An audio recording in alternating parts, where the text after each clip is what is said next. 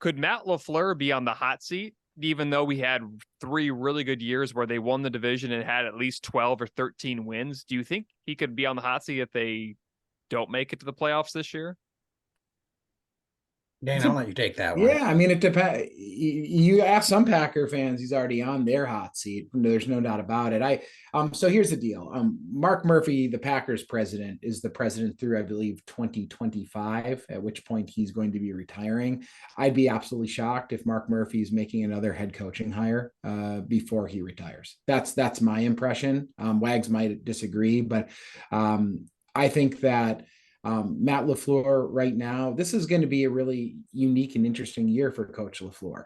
This potentially is where we get to see who Matt Lafleur really is as a head coach and as an offensive mind in this league. For the last number of years, the first few years, and I feel for him, he came into a tough situation as a head coach with Aaron Rodgers. He's gone through, I think, the first year that they went to the NFC Championship game. Packer fans that was a surprise. I don't think any Packer fans thought that, that was going to happen. I think they really overachieved, the first year with Matt Lafleur, but then with all of the offseason issues with Aaron, Matt kind of had to play, peacemaker, I think, a lot. So he was concentrating on a lot of things, not just football. He's playing a lot of politics, unfortunately, for him as well.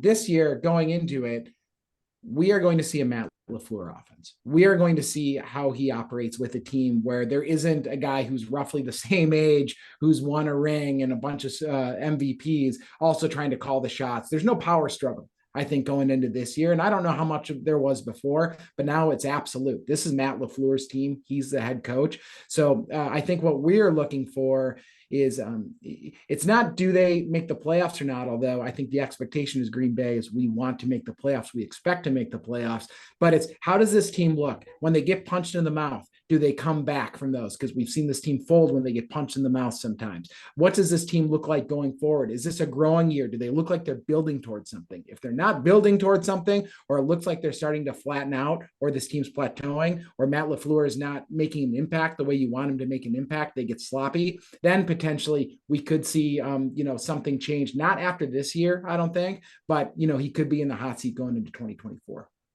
Yeah, this is clearly a Coach LaFleur season. A lot rides on how the team performs. It's not just what their record is, but I think the circumstances that might dictate whether he is truly on the hot seat or not.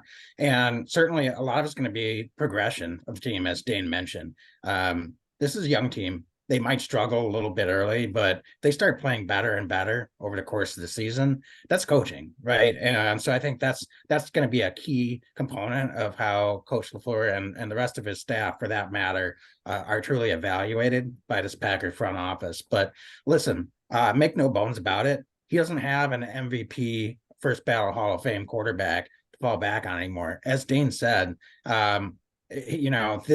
this team, unfortunately, has gotten a little bit of a reputation for being a bit soft. I think with not only our own fans, but around the league, with coaches calling out and recognizing. I think Sala last year, I'm paraphrasing, said, yeah, we could take them out to deep water and they wouldn't be able to swim. I know Dan Campbell really felt like he could out tough this Packers teams, and we saw that happen in a couple of those games against those opponents. So this is going to have to be a different brand of Packer football. I don't expect them to be out there and being the most physical team in the league necessarily under Coach LaFleur, but he's going to have to build an identity that's different than what they've had in years past. He's going to have to show that he can coach up a young first-year starting quarterback in Jordan Love.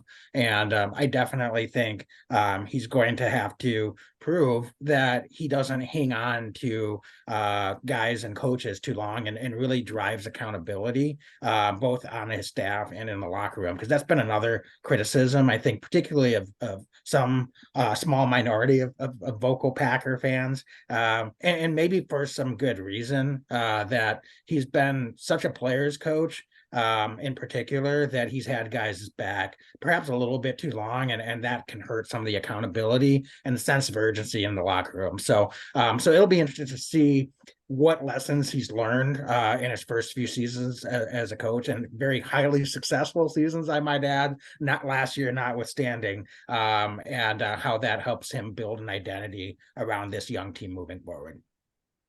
Yeah, and I think also too with Lafleur, I think this is kind of his first year that he can prove that he can be a good coach and not just be, because I think that first year we kind of thought, oh, it was mostly because of Aaron Rodgers, especially when he had won the MVP in 2021. I think it's a chance that Lafleur can actually prove that he can be the coach and he can be the guy. And especially with a young quarterback first year starting, I think he can prove that he's a legitimate coach and that he can actually lead this team instead of it being carried by Rodgers is what I think a lot of people thought. So we'll see there. I just kind of thought it was interesting because no one has really brought it up. And I'm just wondering, especially if you miss the playoffs in back-to-back years in the NFL, you all of a sudden are in the hot seat, and no matter how successful you were your first few years. So it's just kind of a thought with Lafleur. So